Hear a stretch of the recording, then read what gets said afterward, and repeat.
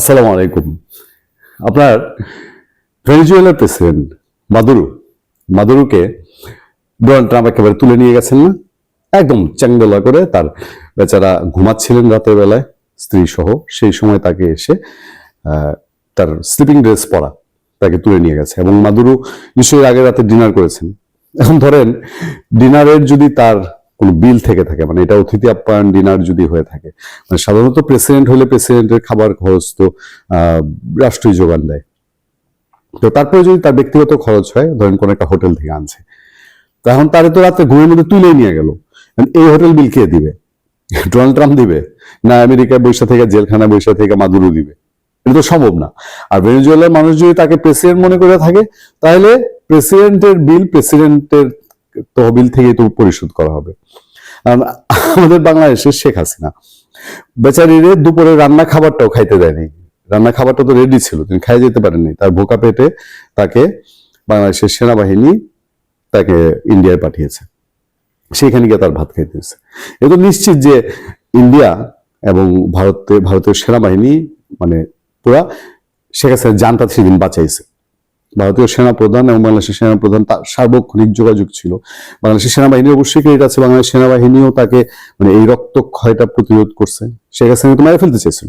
মানে যারা আন্দোলনের নাম ছিল সত্যিকার অর্থে, আন্দোলনকারীরা কিন্তু হত্যার রাজনীতি করতে চায়নি, কিন্তু তাদেরকে ব্যবহার করে একটা টিম রেডি ছিল। এই টিম গণভবন পর্যন্ত ঢুকতে পারলে শেখ হাসিনাকে জানে মেরে ফেলতো। তারা সেইভাবে প্রস্তুতি নিয়েছিল বলেই অনেক খবরাখবর আছে, অনেক জায়গায় খবর ছড়িয়েছেও, অনেক জায়গায় নিউজ হয়েছেও।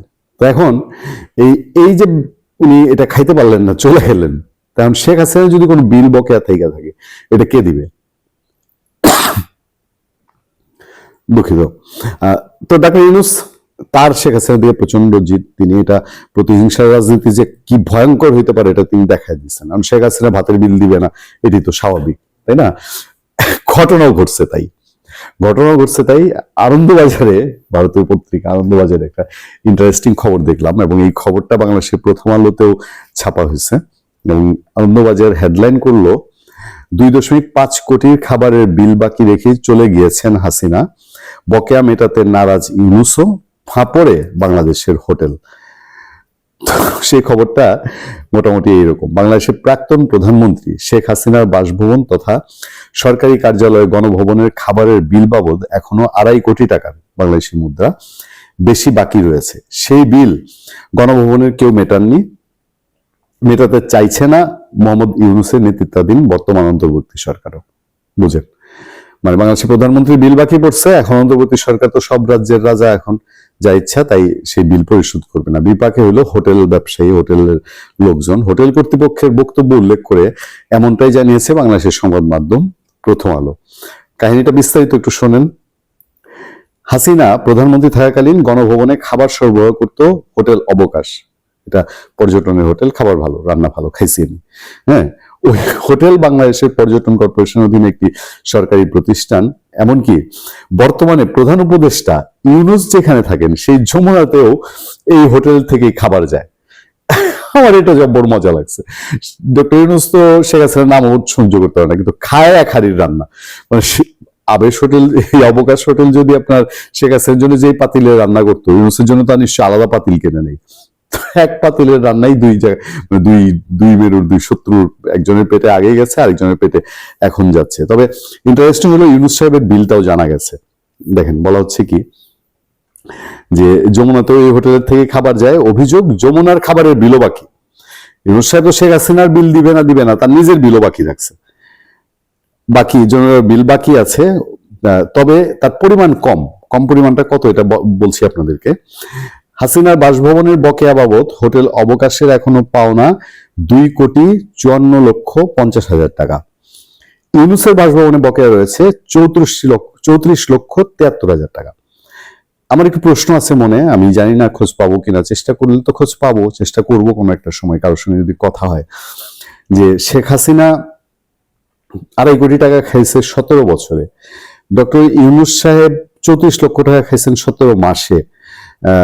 এটা মানে জানতে হবে যে শেখ হাসিনা কতদিনে খাইছে টাকাটা। আর ইউনূস সাহেব 34 লক্ষ টাকা 17 মাসে কারাগারে নিয়ে খাইছেন। টাকা চেয়ে একাধিকবার হোটেল কর্তৃপক্ষ অন্তর্বর্তী সরকারকে চিঠি দিয়েছেন, কিন্তু আগের সরকারের খাবারের বকেয়া বিল মেটাতে চাননি ইউনূস, ফলে এই টাকা আদায় ঘিরে অনিশ্চয়তা তৈরি হয়েছে। নাম প্রকাশে অনিচ্ছুক পর্যটন কর্পোরেশনের এক কর্তা জানিয়েছেন, অন্তর্বর্তী সরকার বিগত সরকারের এই দায় নিতে চায় না। খুবই সাংঘাতিক কথা। শেখ হাসিনা খাইছে এই টাকা, আমি কেন নিব? এখন বাংলাদেশে আসলে বাংলাদেশটা এই যে সরকার পতন হইলে পরে কোনো কিছু ঠিকঠাক চলে না, এটা ডক্টর ইউনূস আমলে আইসা বোধহয় একটু ভালো দেখা যাচ্ছে। মানে এই খাবার কি ন্যায্য কিনা তারা তো এটাও পরিষ্কার করে না। আমার মনে হয় কি জানেন, 2-2.5 কোটি টাকা শেখ হাসিনা যেহেতু নিজে খেয়েছেন, তার লোকজনকে খাইয়েছেন। আমি জানি না যে প্রথম আলোর রিপোর্ট বা আনন্দবাজারের রিপোর্ট শেখ হাসিনার চোখে পড়েছে কিনা, বা আমাদের এই কন্টেন্ট শেখ হাসিনার চোখে পড়বে কিনা। যদি পড়ে থাকে, আমার রিকোয়েস্ট থাকবে, খাবার তো খাবার, আল্লাহর দান, সেই খাবারের টাকা বাকি রাখা ঠিক না। আমাদের ইউনিভার্সিটিতে অনেকে ক্যান্টিনে বাকি খায়, অনেক স্টুডেন্ট বাকি দিত না, বা ক্যান্টিনে মামারা, এমন মামা আছেন যারা 20 বছর 30 বছর ক্যাম্পাসে থাকে, বাকি ফালায় চলে আসছি আমরা অনেকে। পরে আবার আমরা ঘুরে গিয়া কোনো এক সময় চাকরি বাকরি করে আমরা অনেকদিন পরে গিয়ে আমার মামারে টাকা দিয়েছি, যে মামা আপনার বাকি খেয়েছিলাম। মামা তো জড়ায় ধরা টাকা নিতে চায় না। হ্যাঁ, শেখ হাসিনাও তার যারা বাবুর্চি ছিলেন, লোকজন ছিলেন, তাদেরকে দিয়ে টাকাটা আমার মনে হয় পৌঁছে দেওয়াটা উত্তম হবে। ভালো থাকবেন, সুস্থ থাকবেন। আপনার সাথে আমি আতিক রহমান, পূর্ণিয়া।